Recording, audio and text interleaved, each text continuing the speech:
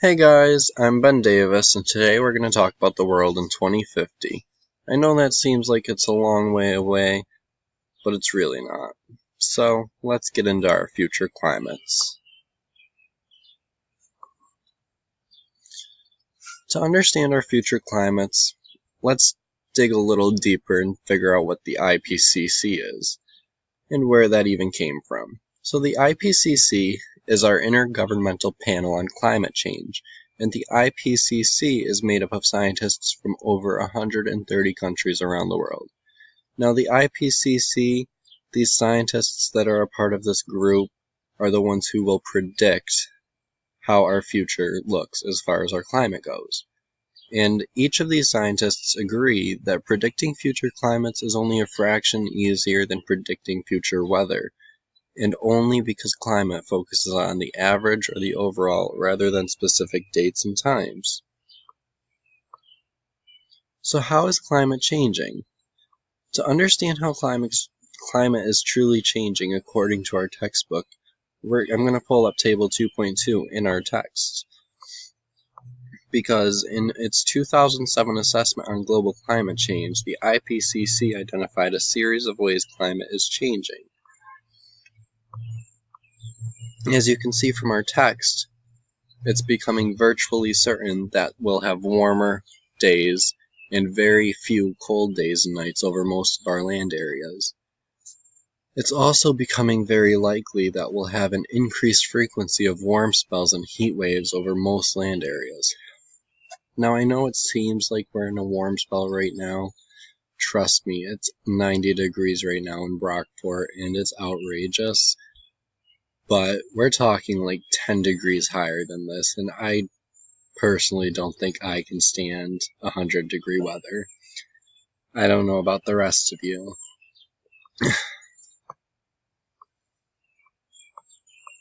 So, what does higher temperatures mean for our sea levels? Bear with me, please.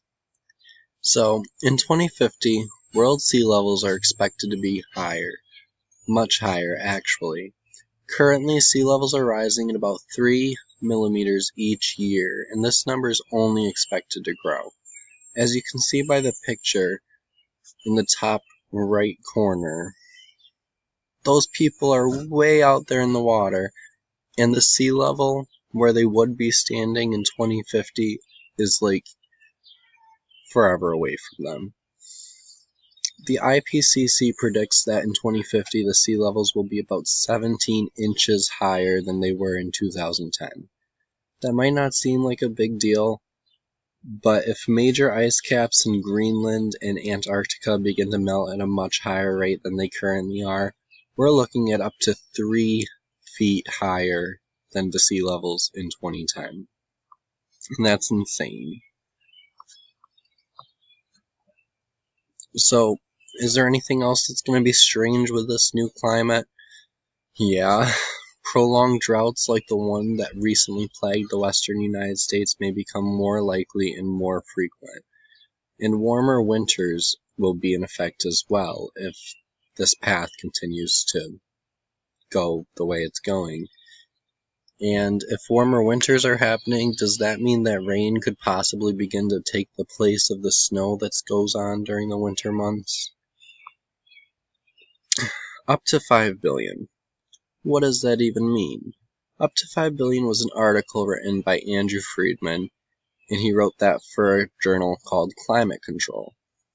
And in this article, Andrew Friedman predicted that oceans will be more acidic in 2050 than they have been since 1860, as you can see by the chart in the upper right-hand corner. And the high temperatures along the equator and rainforest populated areas really will cause a lot of trouble because some of these plants aren't going to be able to withstand the heat that is coming their way. So I'm going to leave you with a couple of critical thinking questions.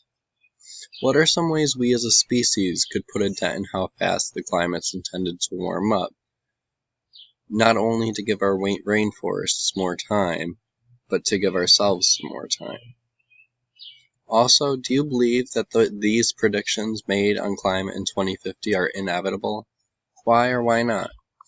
I look forward to hearing what you have to say.